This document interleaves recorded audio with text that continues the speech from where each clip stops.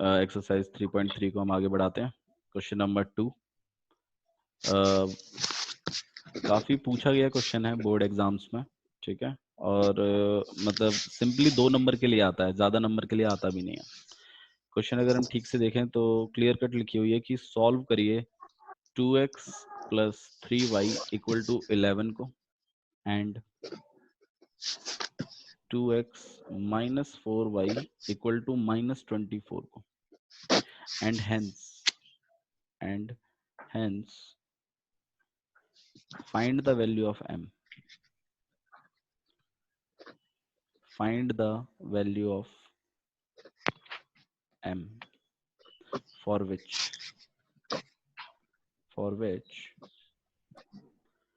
y equal to mx plus 3।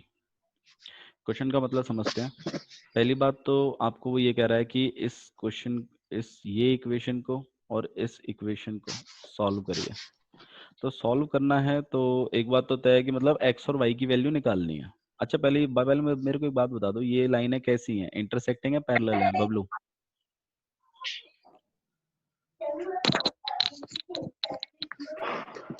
ये intersecting है। Intersecting है ये लाइन है, ठीक है। तो क्योंकि इनका रेशियो कैसा है बबलू, a1/a2 का रेशियो कितना है? A1/A2 का भी 1 1/1 1/1 और ऐसा होगा। B1/B2 का 3/-4। Very good. तो ये माइनस ना ऊपर चला जाता है, तो इट विल बी -3/4, ठीक है। तो a1/a2 not equal to b1/b2 हो रहा है, तो एक बात तो तय है कि लाइनें इंटरसेक्ट करेंगी, और लाइनें अगर इंटरसेक्ट करती हैं तो ऑब्वियस सी बात है कि सॉल्यूशन कैसा होता है खुशबू?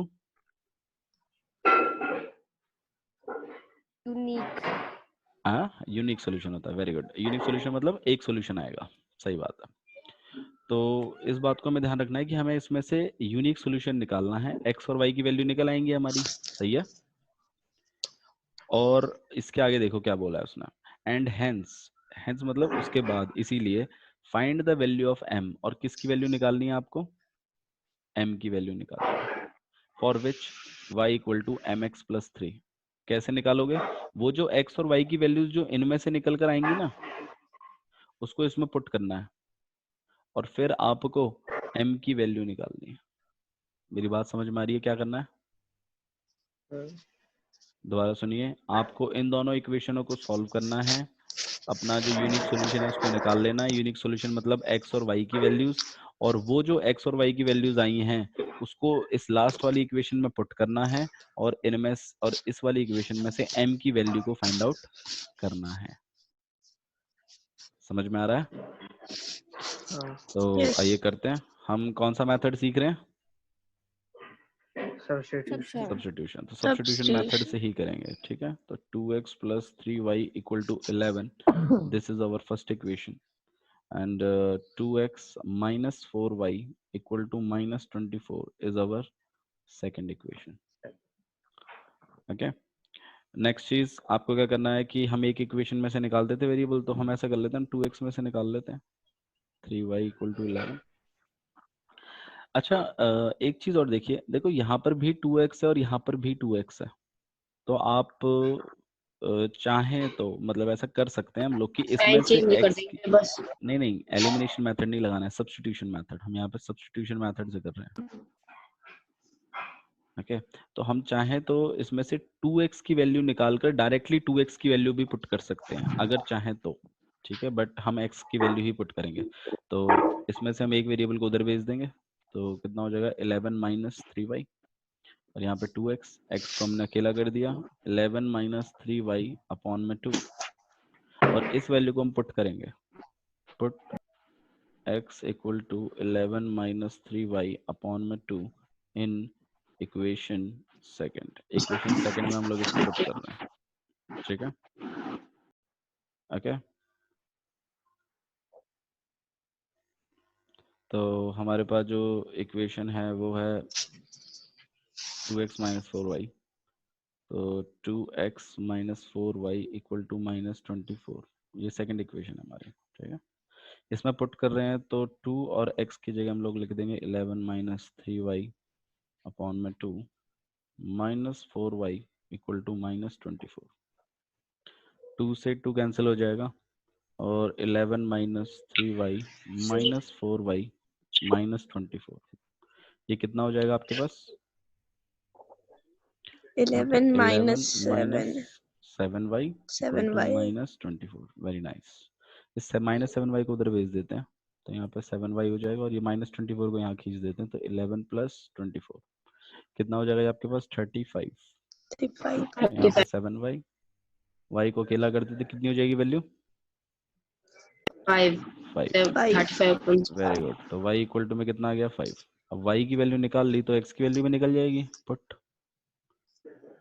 y इक्वल टू 5 किस में पुट करना है? x equal to 11 minus 3y upon 2 में। नहीं, इक्वेशन में पुट नहीं करना, वो जो x की वैल्यू निकाली थी ना, जो ये वाली जो वैल्यूज निकाली हमने, इसमें डायरेक्टली लगा दो, आपको अपने आप x की वैल्यू भी मिल जाएगी। हाँ भाई निखिल, वैल्यू लगा रहे हैं, कितना आ जाएगा यहाँ पे? सॉल्व करिए भैया। Upon 2 upon 2 11 minus 15। हाँ जी, कितना हो जाएगा ये?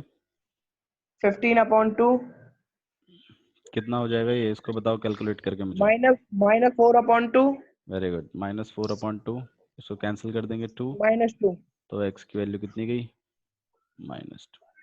तो x और y दोनों की वैल्यू निकल आई हमारे पास। ठीक है, हमें किसकी वैल्यू निकालनी है Nikhil?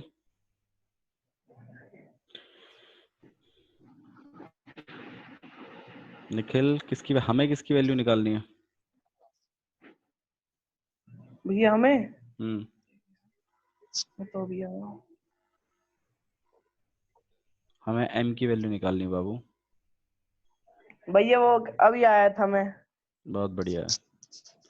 y equal to M वो एक्स प्लस चालू 3 की इसमें पुट करनी है इस वैल्यू को, तो ये वैल्यू डाल देते हैं। y की वैल्यू कितनी है? 5, m और x की वैल्यू कितनी गई? -2 और प्लस में 3।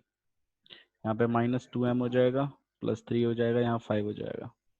-2m को हम यहाँ भेज देते हैं 2m, और इस 5 को उधर भेज देते हैं। -5 + 3, दिस विल बी -2। यहाँ पे 2m, m की -2 वैल्यू को अकेला कर दिया मैंने, -1। आया समझ में? तो m की वैल्यू कितनी हो गई आपके आगे पास? -1। -1 ठीक है, ध्यान रहेगा। तो इस तरीके से आपको बहुत ही आराम से क्वेश्चनों को करना है, और ध्यान रखिए गलत नहीं होना चाहिए क्वेश्चन, क्योंकि अगर क्वेश्चन गलत हो गया ना, तो मतलब आपकी सारी मेहनत बेकार हो जाएगी, और जो नहीं होना चाहिए मेरे ख्याल से, क्योंकि हमने इतनी मेहनत से हम क्वेश्चन सॉल्व कर रहे हैं और लास्ट में हमें ये पता चलता है कि नहीं भाई हमारा सॉल्व किया वो गलत है, तो उसका कोई यूज नहीं है। आप उसको ना ही सॉल्व करो तो फिर बेटर है। ठीक है, तो आराम से करिए, और मेरे ख्याल से मेथड इतना डिफिकल्ट नहीं है, सब्स्टिट्यूशन मेथड आराम से करो, बस जल्दबाजी नहीं। ठीक है, तो आइए क्वेश्चन नंबर 3 करते हैं। और क्वेश्चन नंबर 3 में टोटल जो हमारे पास पार्ट्स हैं वो 6 पार्ट्स हैं। तो फर्स्ट वाला पार्ट हम लोग देख लेते हैं यहाँ पर। तब तक आप लोग अपने फर्स्ट वाले क्वेश्चन को पढ़िए और मीनिंग निकालने की कोशिश करें। देखिए थोड़ा सा फैमिली से ना अलग बैठिए, वरना पढ़ाई नहीं हो पाएगी। ऐसा नहीं है कि मैं भी सबके बीच में जाके पढ़ाई कर लूंगा, अलग आके बैठिए बिल्कुल। The difference between two numbers is 26 and one number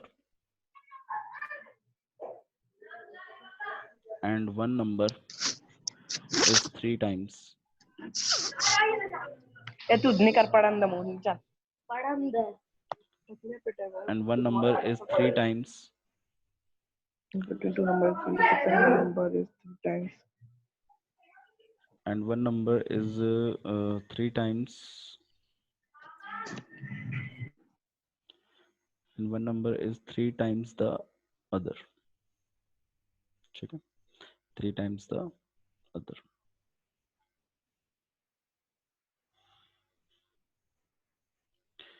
Find them. आपसे नंबर्स पूछे गए हैं, क्वेश्चन एक बार और रीड कर लेते हैं। ठीक है, the difference between the two number is 26 and one number is 3 times the other. दो नंबर्स हैं, उनके बीच का जो डिफरेंस है वो 26 है। The difference between two number is 26। ठीक है, and Okay, and the difference between the two number is 26 and one number is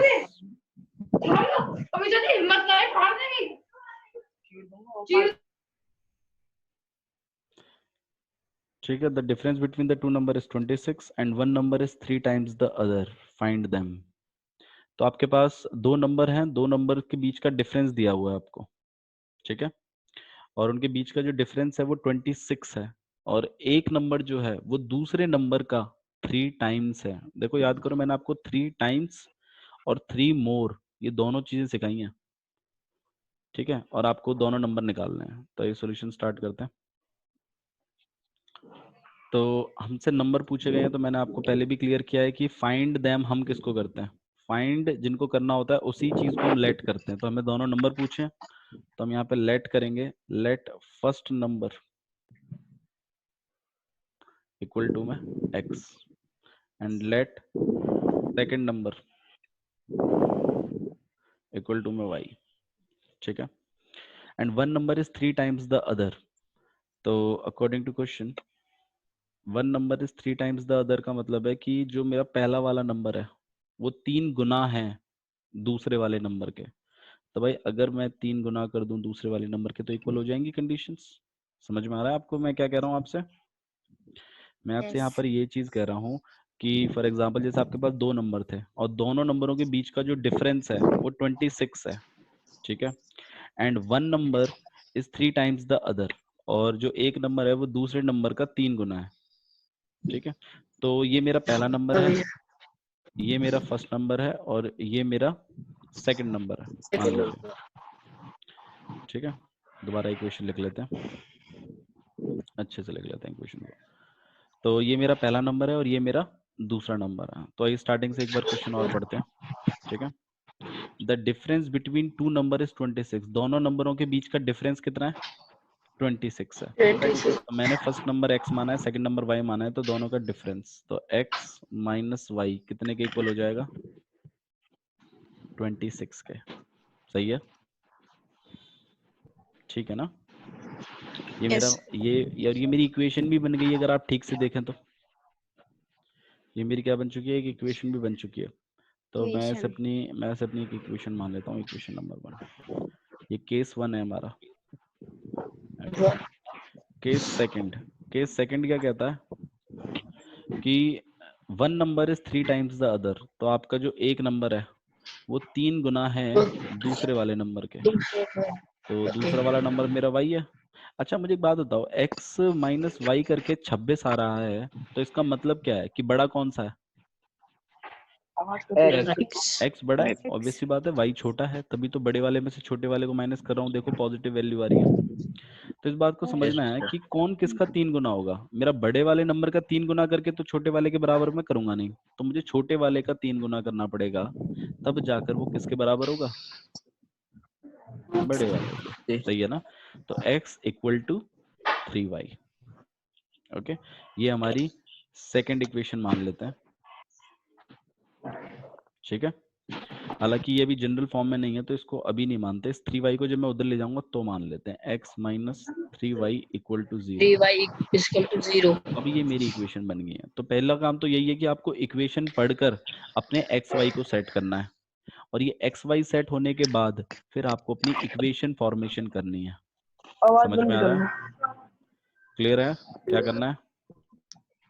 सबसे पहला काम आपका ये है कि आपको अपनी x और y को सेट करना है। x y सेट होने के बाद फिर आपको अपनी इक्वेशंस बनानी है, ठीक है। इक्वेशंस जब आपकी दोनों की दोनों बन जाएंगी, उसके बाद आपको इनको, ये फिर आपके ऊपर है कि आप किस मेथड से कर रहे हैं। हम लोग सब्स्टिट्यूशन मेथड से कर रहे हैं, ठीक है। हम लोग सब्स्टिट्यूशन मेथड से कर रहे हैं।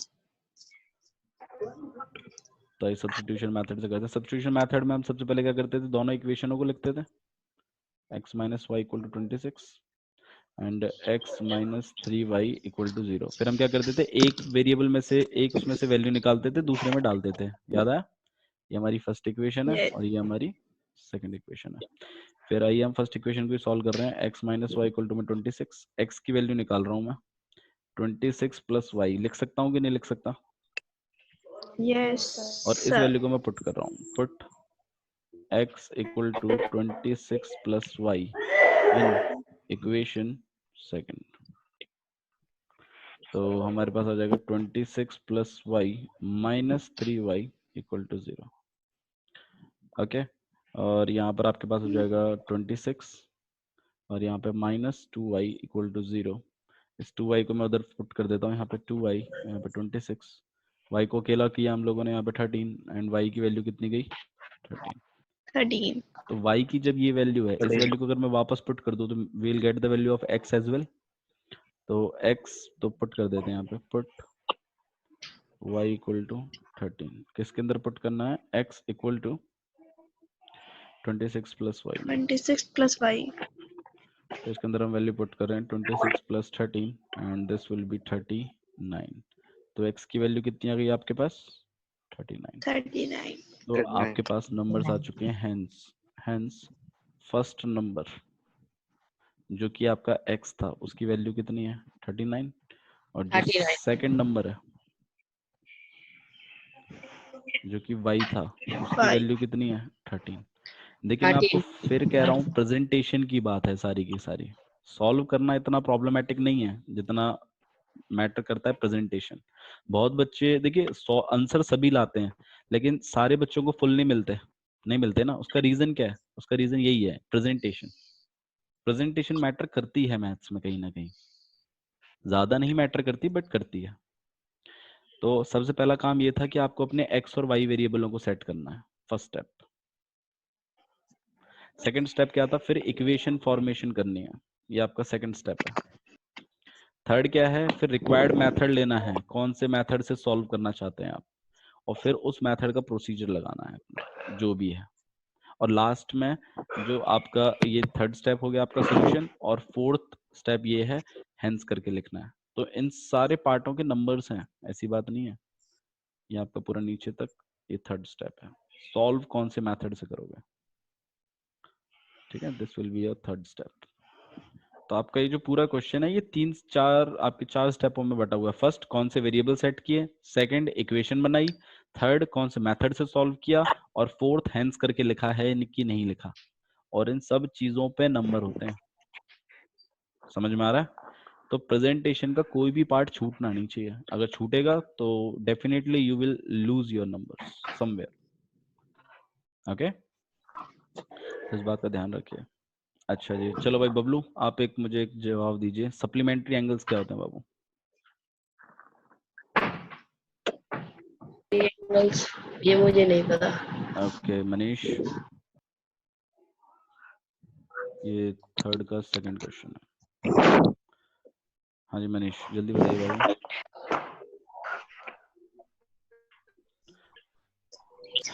खुशबू आप बताइए, पता है कि नहीं पता, डोंट वेस्ट माय टाइम, औरों को और बच्चों को टाइम मिलता है फिर। नहीं पता। हाँ जी सुमित बताइए। सर शायद से वो होते हैं जिनके एंगल 60 डिग्री के होते हैं। एंगल 60 डिग्री के होते हैं, नहीं बाबू ऐसा नहीं होता। लक्ष्य बताएगा, लक्ष्य बताइए। भैया जिन दो एंगल्स का सम 180 डिग्री का इक्वल आता। वेरी गुड, जिन दो एंगलों का सम 180 डिग्री आता है उसे हम सप्लीमेंट्री कहते हैं, और जिनका 90 आता है उसको क्या कहते हैं।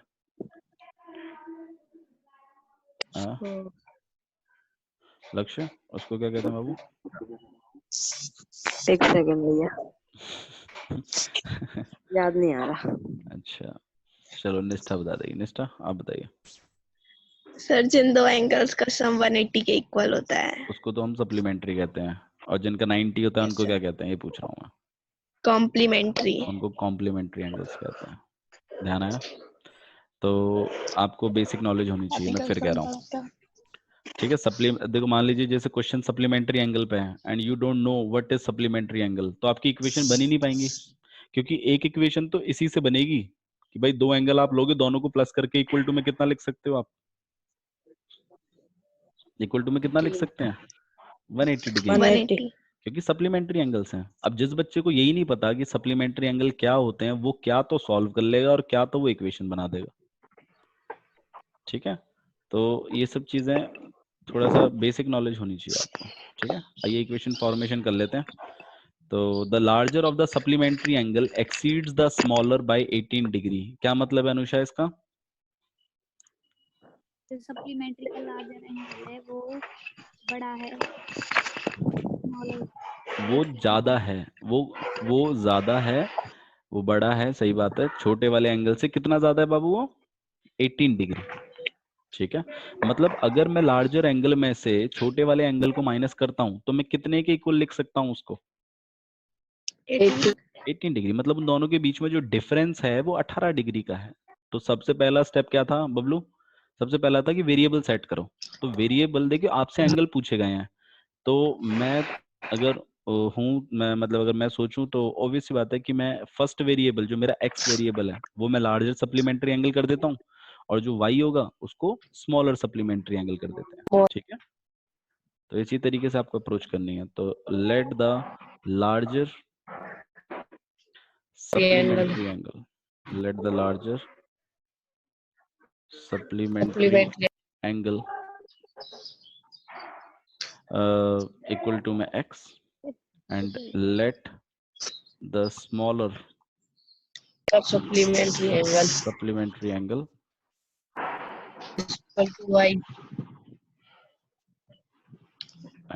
equal to my y।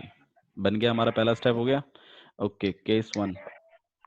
हाँ भाई, सप्लीमेंट्री एंगल है ना, तो दोनों को प्लस करके कितने के इक्वल आना चाहिए? 180 के। और केस 2, हाँ भाई केस 2 क्या कहता है बताइए? दोनों का डिफरेंस कितने का? 18 डिग्री। तो मेरी दो इक्वेशन बन गई, ये मेरी पहली इक्वेशन है और ये मेरी दूसरी इक्वेशन है। सही है ना? अब बस इस क्वेश्चन को खाली सब्स्टिट्यूशन मेथड से आपको सॉल्व करना है। कर पाएंगे?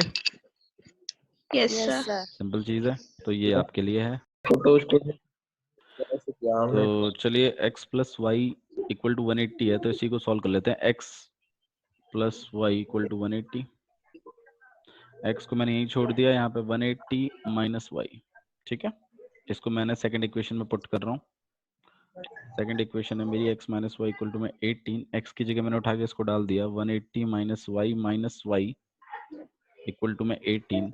इसको मैं उधर भेज रहा हूँ, यहाँ पे माइनस 2y हो जाएगा, और यहाँ कितना हो जाएगा? 18 माइनस 180। हाँ जी, कितनी आ गई वैल्यू? 152, 162।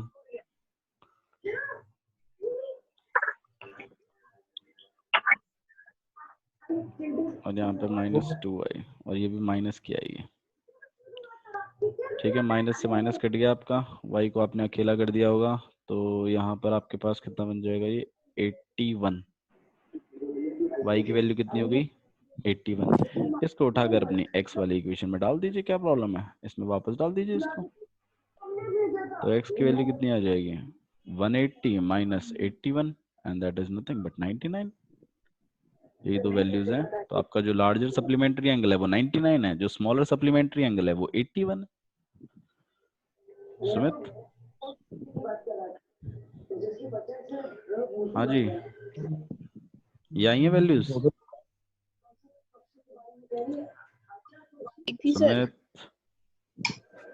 हो गया सर। हो गया, चलिए आइए कंटिन्यू करते हैं आगे। तो हमारा नेक्स्ट क्वेश्चन जो है वो है, the coach of cricket team by 7 bat and 6 ball for rupees 3800। हमारा जो एक क्रिकेट कोच है, उन्होंने 7 बैट खरीदे हैं, 6 बॉल खरीदी हैं, टोटल कॉस्ट जो पड़ी है उनको वो 3800 पड़ी है। देखिए ऐसा क्वेश्चन आप कर चुके हो ऑलरेडी, जहां पर आपने cost of 1 bat equal to में x एंड कॉस्ट ऑफ 1 ये बॉल भैया इक्वल टू में, पेन और पेंसिल का। हाँ पेन और पेंसिल वाला, उसमें आपने कॉस्ट ऑफ 1 पेन और पेंसिल सेट किया था, यहाँ पे बैट और बॉल सेट करना है। ठीक है, तो आइए हमारा फर्स्ट स्टेप हम लोग कर लेते हैं सबसे पहले, जहाँ पर हम लोग वेरिएबल सेट करते हैं। तो let the cost of 1 bat equal to में कितना हो गया? x। ठीक है, x रुपीज, या फिर आप यहाँ पे रुपीज x लिख लीजिए। Let the cost of one ball y. And let the cost of 1 ball, बिल्कुल सही, 1 बॉल इक्वल टू में रुपीज y। ठीक है, अच्छा जी, अब हमारी पहली इक्वेशन बना लेते हैं, केस 1। ठीक है। केस 1 क्या कह रहा है आपसे कि 7 बैट और 6 बॉल। तो 7 भाई एक बैट का कॉस्ट अगर x है तो 7 बैट का कितना होगा 7x, और एक बॉल का जब y 7 है तो 6 बॉल्स का कितना हो जाएगा 6y, 5 और इक्वल टू में कितना हो गया 3800। 3800। सही है ना, ये हमारी इक्वेशन 1 है। ठीक है। और केस सेकंड क्या कहता है कि उसने 3 बैट और 5 बॉल बाद में खरीदे और वो उसको पड़े हैं 1750 के। तो भाई हम यहाँ पे 3x एंड प्लस में 5y कर देंगे और इसको हम इक्वल कर देंगे 1750 के। ठीक है, समझ में आ रही है बात क्या कर रहे हैं हम? Yes sir. ठीक है, तो इस चीज को थोड़ा सा ध्यान रखिए। और मतलब अगर आपको कभी भी ऐसा लगता है कि नहीं यार यहाँ से इसको हम कैसे करें, और तो इतना घबराने की जरूरत नहीं है, आपको बस वेरिएबल्स को थोड़ा सा ध्यान रखना है और सॉल्व करते हुए चलना है। ठीक है, इतना परेशान मत होइए। आपने इक्वेशन बना दी है तो मतलब आपने सेकंड स्टेप भी कर दिया है, सिर्फ थर्ड स्टेप रह रहा है खाली, और थर्ड स्टेप में आपको सिर्फ सॉल्व करना है। तो ये क्वेश्चन आप खुद करेंगे। समझ में आ रहा है? Yes sir. क्लियर है ना सबको? कोई प्रॉब्लम है तो मुझे अभी बता दीजिए, इक्वेशन फॉर्मेशन में अगर कोई दिक्कत हो रही है तो। मैंने एक बैट का कॉस्ट और एक बॉल का कॉस्ट x और y सेट किया है, इन दोनों को मैं सब्स्टिट्यूशन मेथड से सॉल्व करूंगा, x y की वैल्यू निकल आएगी और इसमें पुट कर दूंगा बैट और बॉल का। हैंस फाइंड, जो उसने बोला है ना हैंस करके, हैंस कॉस्ट ऑफ 1 बैट इतना and hence cost of 1 ball इतना। ठीक है, कोई प्रॉब्लम तो नहीं है इसमें? कर पाएंगे? तो यस ये सर। क्वेश्चन आपने खुद करना है। Okay, okay. और इसको आराम से कीजिएगा, इतना परेशान होकर करने की जरूरत नहीं है। ठीक है, क्वेश्चन टफ नहीं है आपको, बहुत इजी क्वेश्चंस हैं। आइए इस क्वेश्चन को और देख लेते हैं कैसे करना है। ये हमारे पास क्वेश्चन नंबर 4 है, थर्ड क्वेश्चन का फोर्थ। देखिए बहुत ही प्यारा क्वेश्चन है, मतलब वाकई में मजा आएगा आपको इस क्वेश्चन को करने में। अच्छा क्वेश्चन है, बड़ा क्वेश्चन है, तो आधे ज्यादा बच्चे तो यही छोड़ देते हैं कि हमें समझ में भी आएगा ये क्वेश्चन, यही छोड़ ही देते हैं वो, क्योंकि इतनी इंग्लिश पढ़ी नहीं ना कभी आज तक एक साथ, तो समझ में ही नहीं आती। लेकिन आप आराम से पढ़ेंगे तो समझ में आएगा, ऐसी बात नहीं है। The taxi charges in a city, एक टैक्सी है वो एक सिटी में कुछ चार्जेस लेती है। मतलब जब कोई आप टैक्सी में बैठते हो तो ऑब्वियस सी बात है कि उसमें ना कुछ चीजें होती है, जैसे टैक्सी में बैठ गए तो भैया इतना रुपया तो देना पड़ेगा, उसको हम कहते हैं फिक्स्ड चार्जेस। उसे हम क्या कहते हैं? Fixed charges. ठीक है, और दूसरा रुपए हम तब देते हैं जब हम कितने किलोमीटर चल लिए। फॉर एग्जांपल कोई बंदा अगर एयरपोर्ट से उतरा और अगर उसने बोला टैक्सी, तो देखिए जैसे ही आप बैठते हो वो तुरंत मीटर डाउन करते हैं, तो तुरंत जब मीटर डाउन करते हैं ना वो तो होता है फिक्स चार्ज। और फिर वो आप जितने जितने किलोमीटर चलते जाते हो उतने किलोमीटर का तो आपको पैसा देना ही देना है। मतलब टैक्सी में बैठने का फिक्स चार्ज एक अलग है, और डिस्टेंस कवर्ड पर किलोमीटर, मतलब चार्जेस कवर्ड पर किलोमीटर, वो अलग है। समझ में आ रहा है? और इन दोनों को प्लस करके, दोनों चार्जेस को प्लस करके टोटल फेयर बनता है कि टैक्सी का टोटल फेयर कितना होगा। बात समझ में आ रही है मैं क्या कह रहा हूँ आप लोगों से? मनीष ठीक है ना? ओके, तो एक टैक्सी है जिसमें कुछ चार्जेस होते हैं। चार्जेस दो तरीके के होते हैं, एक तो होता है फिक्स चार्ज, एक होता है चार्जेस पर किलोमीटर। ठीक है, तो आइए क्वेश्चन पढ़ते हैं, समझ में आएगा। The taxi charges in a city consist of a fixed charge, एक तो फिक्स्ड चार्ज से बना हुआ है, मतलब टैक्सी का जो चार्ज है वो कंसिस्ट मतलब बना हुआ है फिक्स्ड चार्ज से, और टुगेदर और उसके साथ साथ charge for the distance covered for a distance, ठीक है, ऑफ 10 किलोमीटर। देखिएगा, the taxi charges in a city consist of a fixed charge, वो जो उसका चार्ज है, टैक्सी का जो चार्ज है वो कंसिस्ट है किससे? फिक्स्ड चार्ज से, together with the charge for the distance covered. ठीक है, तो अब वो डिस्टेंस जो कवर कर रहा है, अब जो पहला वाला केस है उसमें वो कितना डिस्टेंस कवर कर रहा है? खाली 10 किलोमीटर डिस्टेंस कवर किया उसने। और उसने कितनी पेमेंट करी है उसको? 105 रुपए। और जब वो 15 किलोमीटर डिस्टेंस कवर करता है तो वो कितना पेमेंट करता है उसको? 155। 155। सही है। What are the fixed charges and the charge per kilometer? आपसे ये पूछा है कि फिक्स्ड चार्ज बताओ कितना होगा और चार्ज पर किलोमीटर कितना होगा। क्वेश्चन समझ में आ रहा है? तो ऑब्वियस सी बात है, सबसे पहला स्टेप तो हमारा वही है कि वेरिएबल सेट करने हैं। तो खुशबू आप बताइए, आपको क्या लगता है क्या क्या वेरिएबल सेट करने चाहिए, किसको वेरिएबल सेट करना चाहिए?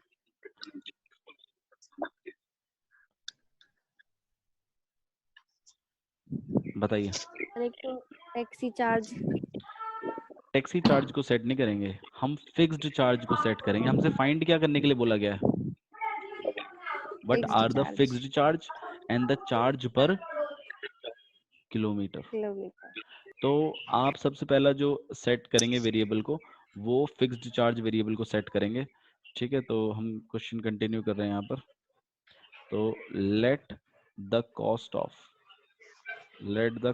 ऑफ फिक्स्ड चार्ज, या फिर लेट द कॉस्ट ऑफ हटाइए, let the fixed charge, let the fixed charge कितना? Rupees rupees X. x। ठीक है खुशबू, समझ में आ रहा है बाबू को? Yes sir. ठीक है, और नेक्स्ट चीज जो हम लेट करेंगे यहाँ पे, लेट द, नेक्स्ट चीज क्या लेट करनी चाहिए खुशबू? Charge per kilometre. Very good, let the charge per kilometre equal to में रुपीस वाई। कर दिए मैंने, दोनों वेरिएबल सेट कर दिए, एक्स और वाई। अच्छा जी भाई, मेरा तो टोटल टैक्सी का सबसे पहला वाला जो केस है, कितना डिस्टेंस कवर किया है उसमें? 10 किलोमीटर। और कितने रुपए देने पड़े हैं? 105। 5 रुपए। अच्छा मुझे एक बात बताओ खुशबू, ये 105 रुपए जो बने हुए हैं टोटल, ये टैक्सी फेयर है, सही बात है, लेकिन ये 105 रुपए में कहीं ना कहीं फिक्स्ड चार्ज भी होगा और चार्ज पर किलोमीटर भी तो होगा ना, मिला के दोनों को प्लस करके ही तो 105 रुपए दिए हैं उसने। यस। बात समझ में आई मैं क्या कह रहा हूँ? उसने टोटल 105 रुपए दिए हैं, ये बात बिल्कुल सही है, लेकिन 105 रुपए जो दिए हैं वो मतलब कैसे दिए हैं उसने? वो इसी तरीके से तो दिए हैं कि भाई कुछ तो उसने फिक्स चार्ज दिया है और कुछ उसने चार्ज पर किलोमीटर दिया है। तो मैं यहाँ पर हमारा केस 1 बना रहा हूँ, और केस 1 में मैं क्या कर रहा हूँ कि एक तो फिक्स्ड चार्ज प्लस कितना किलोमीटर गया वो, जब 1 किलोमीटर का वाई रुपीज है तो 10 किलोमीटर का कितना हो जाएगा? 10 वाई, और मिलाकर टोटल कॉस्ट कितनी बन जाएगी? 105। 105 रुपए। और इसी तरीके से 15 किलोमीटर के लिए केस 2, एक तो फिक्स चार्ज और 15 किलोमीटर वाई के हिसाब से जाएगा तो कितना रुपए पे कर रहा है वो? 150। 155। 5। मेरे ख्याल से दोनों इक्वेशन मैंने बना दी हैं आपको। आपका काम ये है कि आप मुझे इसमें से एक्स और वाई निकाल के देंगे। कर पाएंगे?